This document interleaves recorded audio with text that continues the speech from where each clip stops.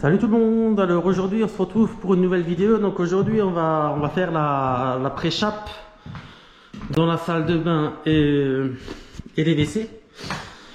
Donc j'ai déjà commencé à tirer. Donc c'est de la vermiculite.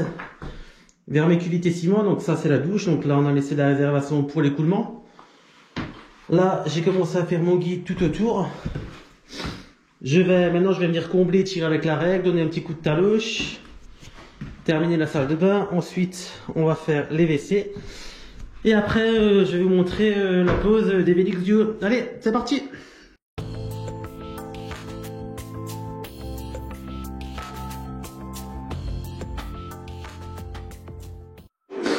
Voilà, donc oui, j'ai mis ma vermiculite entre mes guides et maintenant je vais prendre ma règle et je vais tirer de là.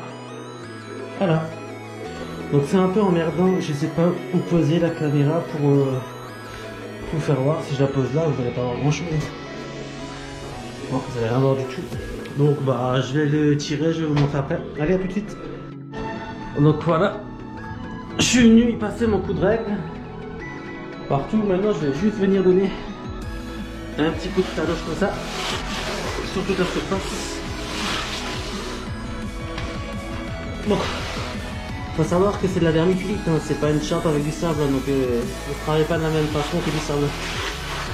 C'est plus délicat. Voilà. Et voilà. Le travail. Donc maintenant je vais venir faire mon vide ici et je vais procéder de la même façon que je vais sortir. Alors vous voyez, je suis venu déposer ma vermiculite tout le long. Et là vous voyez, contre le mur en placo, je me suis fait un trait de niveau tout autour pour savoir faire mes guides quoi. Mais faut savoir que c'est la pré-chape, hein, c'est pas la chape, c'est pour ça que j'ai pas mis de bande de compresseur autour et rien, c'est juste pour compenser la hauteur. Hein. Parce que vous voyez la marche qu'on a, si on remplit tout ça de chape, ça sera trop lourd pour notre plancher. Donc c'est vraiment la réhausse pour alléger et ça va encore une fois isoler le tout. Donc une fois que j'ai mis ma vermiculite partout, je vais la monter à mon trait avec ma truelle. On va bien remplir les angles comme ça. Là j'ai aussi fait un trait, on va le respecter. Là on va venir tout remplir comme ceci.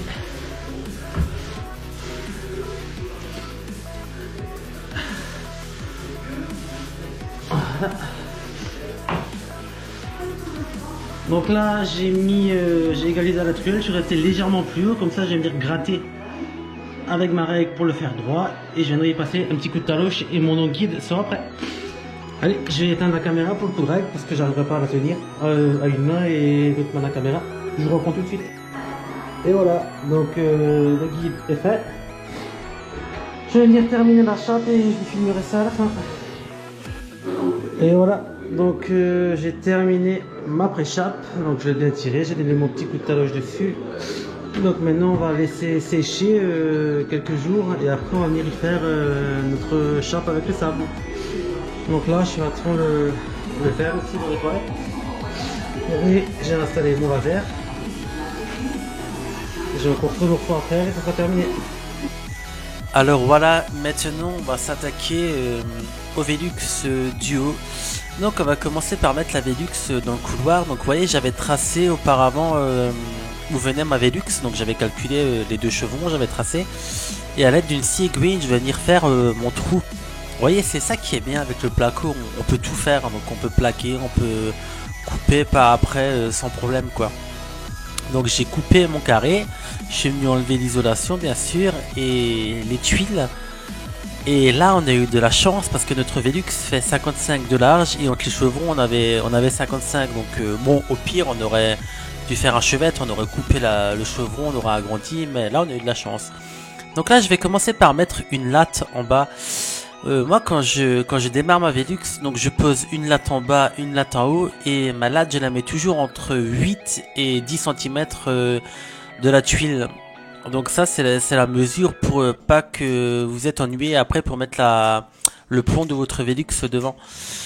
Donc ensuite, je viens déballer ma Velux. Déjà, je viens y voir si elle a pas pris de coup, si elle est pas escatée, hein, parce que des fois ça arrive que lors du transport, la Velux a pris un coup.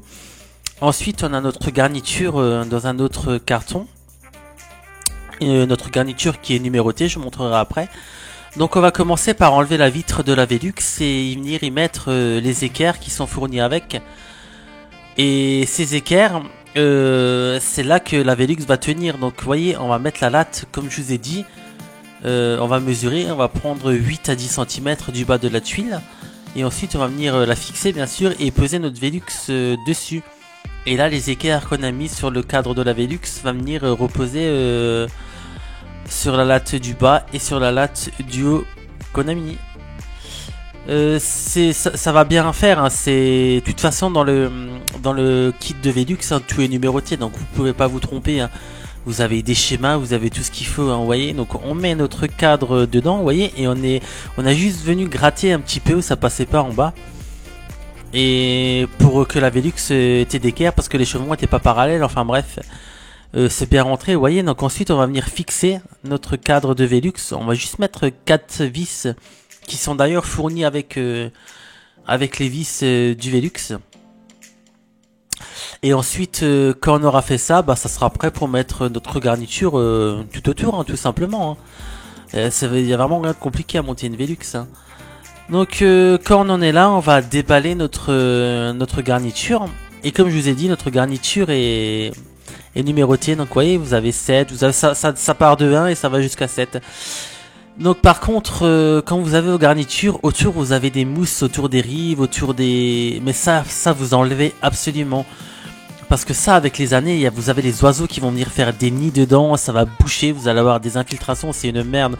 D'ailleurs, je sais pas pourquoi le fabricant, il continue à mettre des mousses. Hein. Parce que pour moi, ça c'est la pire des merdes. Après, vous faites comme vous voulez, si vous voulez la laisser, vous la laissez. Mais moi, quand je pose une Velux, ça, je l'enlève direct. Parce que ça sert à rien et ça viendrait juste boucher la garniture. Donc, vous voyez, on est venu mettre notre garniture. On a bien tapé le plomb au niveau des tuiles en bas. Et notre garniture, c'est numéroté. Donc, il n'y a pas plus simple à la mettre. Hein. Vous partez du 1 et vous finissez au 7 et c'est à clipser. Vous avez le schéma, c'est super facile. Hein. Donc vous voyez, on voit bien que j'ai enlevé la mousse tout autour.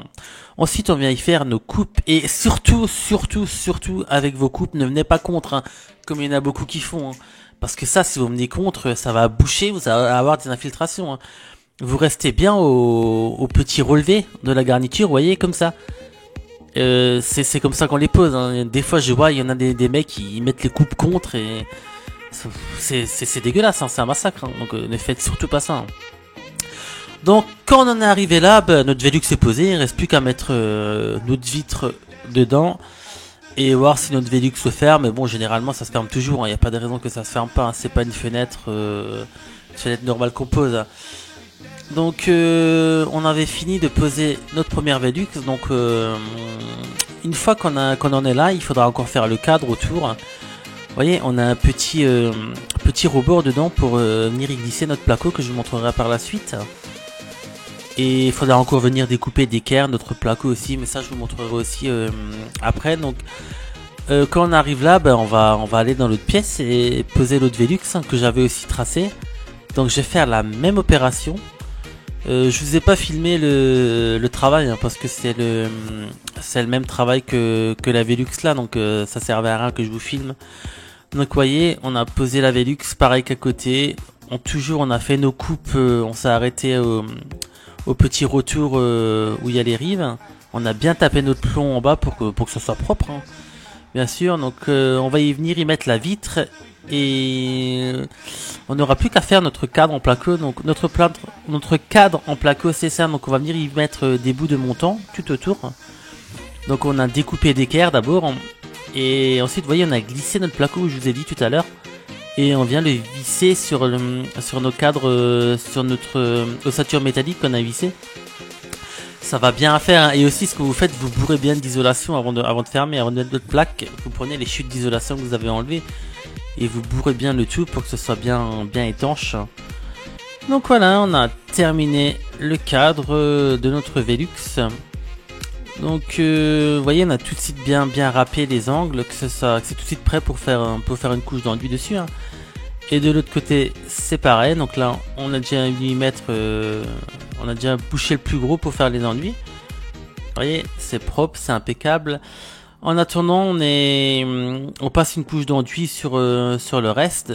Donc vous voyez, une fois qu'on a passé notre première couche avec les bandes et tout, on vient charger avec de l'enduit partout. Vous voyez, comme ça, et on prend notre spatule, on applique et après on vient lisser avec une grande lisseuse. Et faut pas avoir peur de mettre dessus, hein. Vous chargez, et après faut venir poncer. Mais plus vous mettez du produit et plus vous arriverez à faire un truc propre, hein. N'économisez pas sur vos enduits parce que à la fin ça va être dégueulasse, hein. Donc toujours avec notre enduit en sac, hein, séchage rapide 4 heures. Vous voyez, donc on a passé la deuxième couche partout. Et après pour la fin, on va venir y prendre de l'enduit en seau déjà prêt. Donc c'est encore un enduit un peu plus fin. Et on va venir l'égaliser en troisième couche, quoi. Donc vous voyez, ça prend forme, on a nos enduits quasiment partout. Donc on aura encore une couche de joint à faire. Et ensuite ça sera prêt pour le ponçage, hein, et pour le ponçage et pour les finitions, pour la peinture et tout ça. Donc voilà, on a terminé tous nos enduits. On va s'attaquer au ponçage. Donc pour ça on va utiliser la Girafe. Alors personnellement je trouve cette machine impeccable. C'est une très bonne machine. En plus ça c'est la Girafe, vous voyez, elle fait office de ventouse. Donc on n'a pas tout le poids sur les bras. Elle fait ventouse au plafond, donc c'est super léger à travailler. Et on a une aspiration aussi, donc ça va dans l'aspirateur, on n'a pas de poussière. Franchement ça va tout seul, c'est vraiment une très bonne machine. Donc on va passer notre Girafe partout. Et par contre si vous n'êtes pas habitué à travailler avec ça, si vous avez jamais travaillé avec ça, faites attention, hein, parce que vous avez vite fait de faire un trou dans le placo tellement ça a de la patate. Donc avant de commencer les plafonds et tout ça, attaquez un mur où il y aura pas beaucoup de passage devant, quoi, dans un coin, dans une pièce ou un truc comme ça, quoi. N'attaquez pas direct votre plafond du salon si vous avez jamais travaillé cette machine. Donc vous voyez, mais notre papier c'est des papiers en 10 comme ça, des papiers de verre, et on vient coller sous la Girafe. Et ça va super vite à recharger, hein. Et c'est silencieux, ça fait pas de bruit, ça fait pas de poussière, c'est top. Donc on va passer notre Girafe partout, sur les murs, partout où il y a les enduits, quoi. Donc on va passer au plafond, parce qu'au plafond on aura donc une couche de peinture. Et au mur on va venir y mettre un crépi taloché que je vous montrerai. Mais bon, c'est pas parce qu'on met un crépi taloché qu'on va pas poncer notre placo et rien, hein. Le crépi c'est pas un cache-misère, hein. Donc il faudra faire un truc propre pareil. Vous voyez comme c'est impeccable. Donc là vous pouvez mettre le phare à ras du plafond, hein. On n'a pas de crête, on n'a rien du tout, c'est impeccable, c'est prêt pour la peinture, hein. Et vous voyez là on avait le petit décrochement de la porte aussi avec les angles et tout ça. Donc là regardez, on va venir vous poncer un mur pour vous montrer. Donc vous voyez, toujours avec l'aspiration de l'aspirateur Festool, hein, qui marche super bien. Vous voyez, on vient passer un coup sur notre joint comme ça. Vous voyez, c'est super léger à travailler, c'est super facile, hein. Mais bon, comme dit, il faut l'avoir en main quand même, la machine, hein. Ne venez pas faire ça si vous l'avez jamais utilisé. Donc merci d'avoir regardé ma vidéo. Vous êtes de plus en plus à vous abonner, à regarder mes vidéos, donc c'est super cool. Donc je vous dis à la prochaine vidéo et bonne soirée tout le monde. Salut.